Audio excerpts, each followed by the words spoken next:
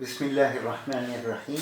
Elhamdülillahi Rabbil alemin. Ve salatu ve selamu ala seyyidina Muhammed ve ala alihi ve sahbihi ecma'in. Cryptocurrency, of course, is a new issue. It is important and we need to look at it from two angles. Whether it is a currency or it is an asset that is suitable for trading, for making profit and loss and so on.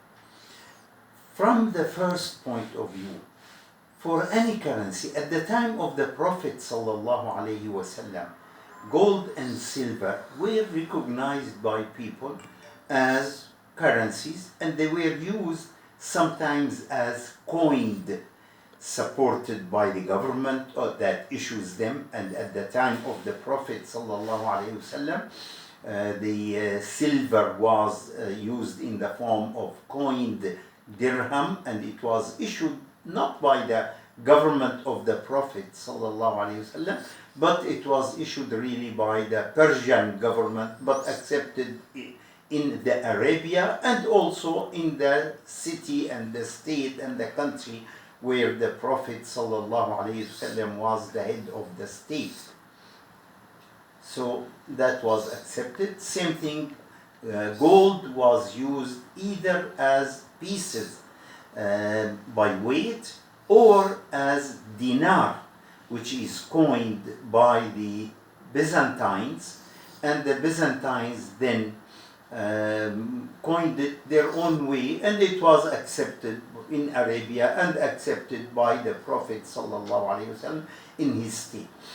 This general acceptance and the support of government makes that currency acceptable. Now we have paper currency, we have electronic currencies, we have banking currencies, or banking money, what they call it, like records in banks, current accounts in banks and so on. All these are protected by governments. This protection by government is what gives the irrelevant piece of paper that is written on it, for instance, 100 riyal or 100 lira or $100.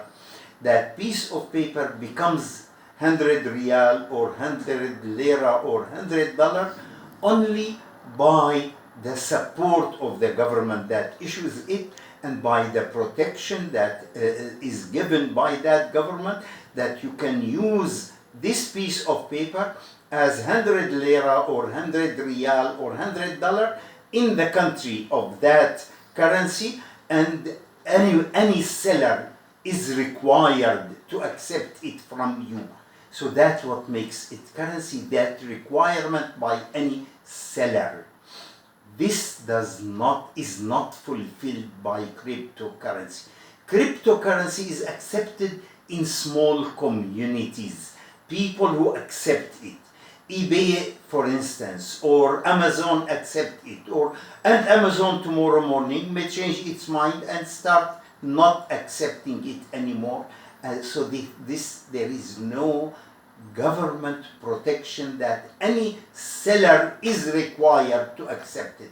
Any creditor is required to accept it as payment of its debt. Now, that is not fulfilled in cryptocurrencies, any one of them, Bitcoin or otherwise. All of them then cannot be considered as currencies because of essentially this reason, the government requirement that any trader, any business, any person, any seller, any creditor is required by law to accept it. So this is then that falsifies the claim that Bitcoins are currencies. They are, yes, accepted as currencies within their own closed communities, people who accept it, and these people who accept it are voluntarily, all of them. Any one of them may change its mind at any moment.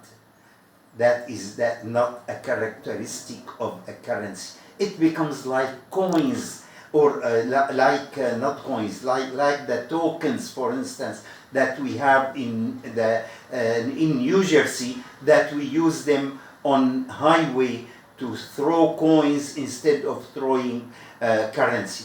We buy these tokens and throw them there on the highway as the toll on the highway, and it is accepted only among those people who accept it. Well, I cannot use a taxi, for instance, in New Jersey and pay the taxi with this token.